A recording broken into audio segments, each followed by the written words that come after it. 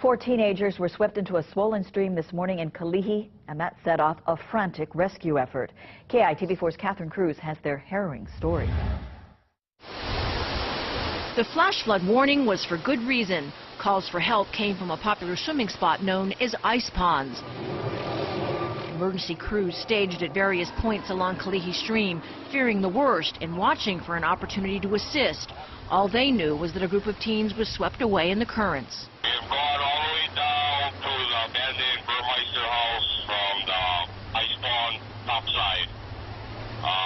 No victims found or seen at this time. 4 people were swept away from where they were crossing the stream, downstream. They managed to free themselves. The Pearl City teens looked relieved but a bit dazed after ordeal in a remote area of the valley.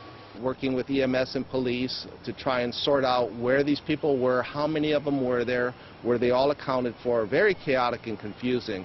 Rescue crews said the rain was concentrated on the cold hours, and that made for an unpredictable situation for what was a summer excursion for a group of friends. Conditions can change at a moment's notice. As these teens found out, they told firefighters rising water swept them several hundred yards downstream. They all described that it was a surge of water that came down and caused the stream to overflow and become a raging torrent. 3 teenage girls and 1 boy were treated by emergency personnel and taken to Queens to be checked out. Their injuries were described as minor, but it was a scary experience for all those involved. One girl told KITV she was rescued by her boyfriend. Others in the group said at one point the couple was stuck in a log in the middle of the stream. It was so confusing and spread out and difficult to gather information. All hopefully learned a valuable lesson that will help other people to understand that you have to be very, very careful in hiking in the mountains all the time, but especially when it's raining.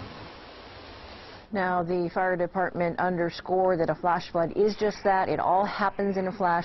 Fortunately, in this case, everyone got out safely. Paula.